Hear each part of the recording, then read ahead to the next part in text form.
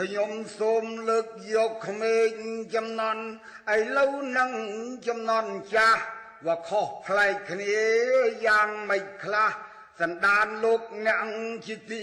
មេត្រី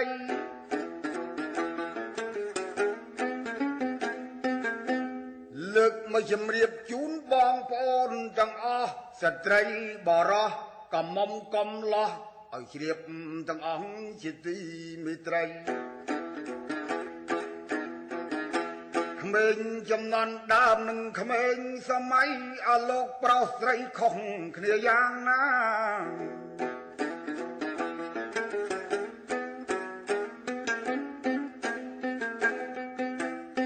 ក្មេងពីរចំនួនដើមគ្នាល្ងងណាស់ប៉ុន្តែដោយចិត្តចាស់លើកដៃសាពះអោនសង្ទើដៃអើ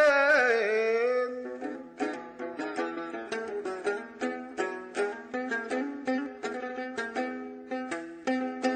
ក្មេងឥឡូវអើយចេះពិតប៉ុន្តែដោយចិត្តចាស់ចិត្តវាចង់ប៉ះចាំងឲ្យចូលព្រៃ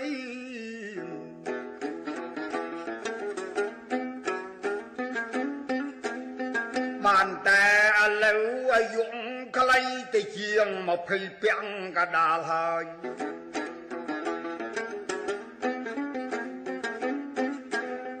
ក្មេងពីដើមល្ងងក៏ប៉ុន្តែចិត្តត្រង់នឹងគ្នាណាស់បើមានភ្លៀងថ្មីបបួលគ្នាធ្វើក៏បីដឹកកបាសលេងចូលគ្នាទាំងស្រីទាំងប្រុសអត់មានអ្នកណាវាចនឹងគ្នាអី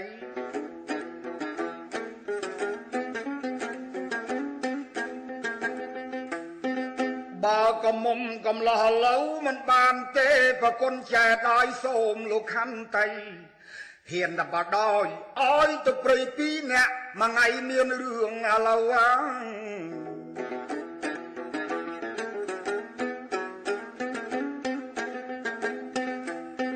បាននិយាយពីគ្រឿងស្លៀកពាក់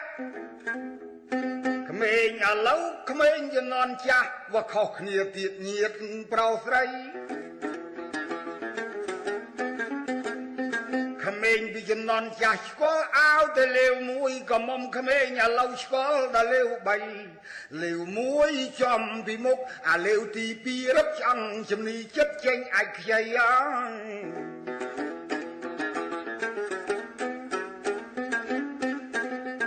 អាលេវទី3ចំពីក្រោយខ្នងមកដៃប្រាប់ទៅស្រស់នួនละអងកូនណយកំពាក់នាំទៅវ៉ាហិនហើយអាវលេវពីខ្នងបើតាមម៉ែដឹងថាអាវខ្មោច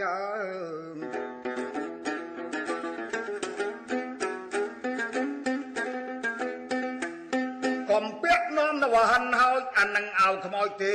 កូនស្រីកូនឆ្លើយថាខ្ញុំមិនជឿពាក្យម៉ែសោះម៉ែកើតតន់ចំនួននៃចាស់កូនកើតតន់ស្រុកគេសម័យ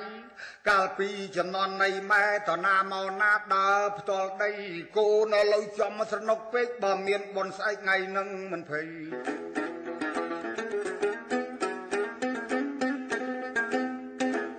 ព្រឹកឡើងកូនចេញទៅផ្សារចិនគេទម្រាបគ្នាទាំងកៃទាំង